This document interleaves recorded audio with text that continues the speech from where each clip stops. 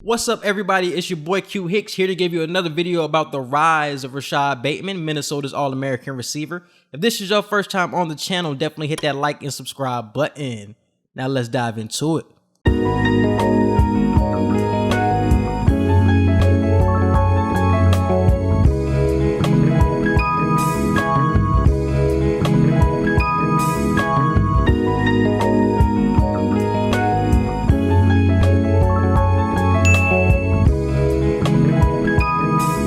Rashod Bateman is a 6'2" wide receiver from Tifton, Georgia.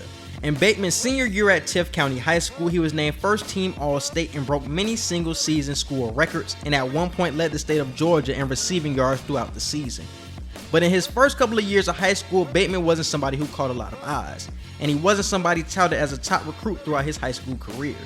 He was, as his high school coach will put it, a gradual player, meaning he got better year by year and ended up being a late bloomer when it came to getting attention from colleges.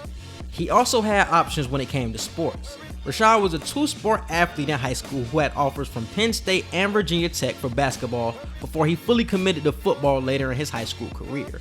He was a letterman and put up the stats in basketball, but went with football because it was his first love. During his junior year at Tift County High School, Bateman caught 56 passes for 125 yards and 5 touchdowns. The summer after his junior year, he committed to play football for the University of Minnesota.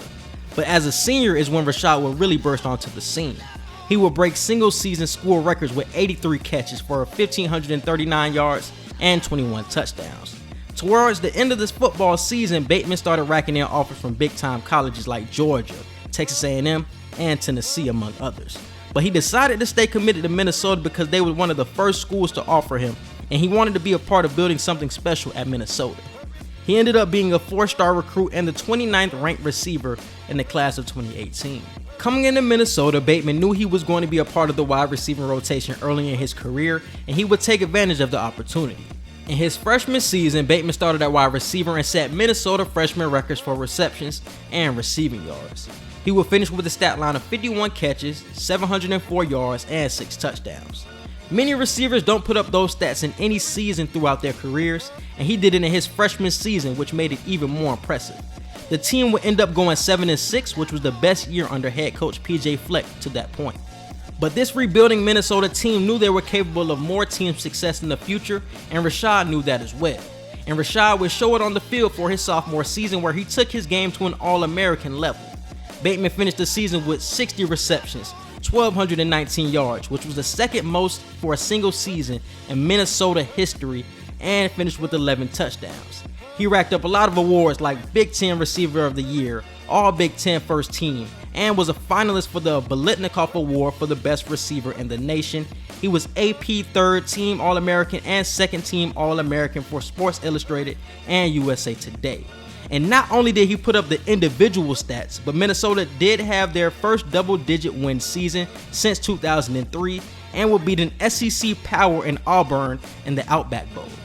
And in just 2 seasons, he put up stats and showed the ability that scouts look for and rave about.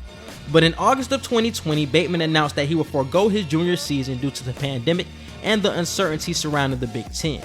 He was the second high-profile player to do it after Caleb Farley to prepare for the NFL draft.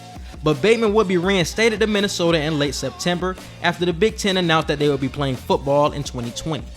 A lot of people have questioned him coming back to school, but you have to think about why he went to Minnesota in the first place. Like I said before, he went to Minnesota to help build something special, not to just go to the NFL. So I fully understand the decision to come back, even though they haven't gotten off to the best start this season. He is having a great season individually so far in 2020, solidifying his spot as a top wide receiver in the 2021 draft class.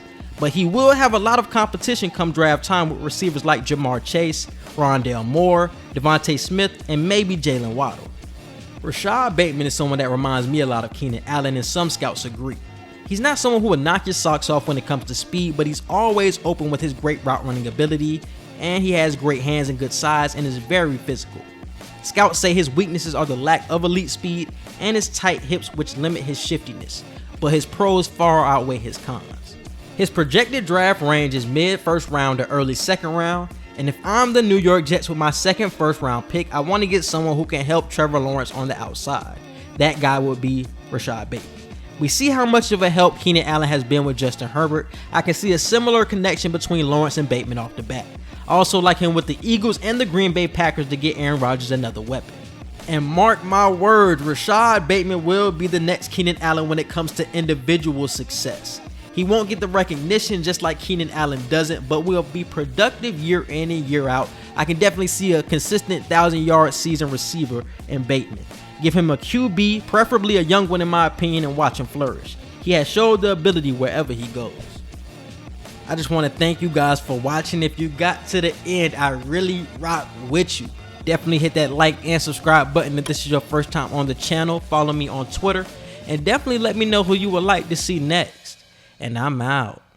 Peace.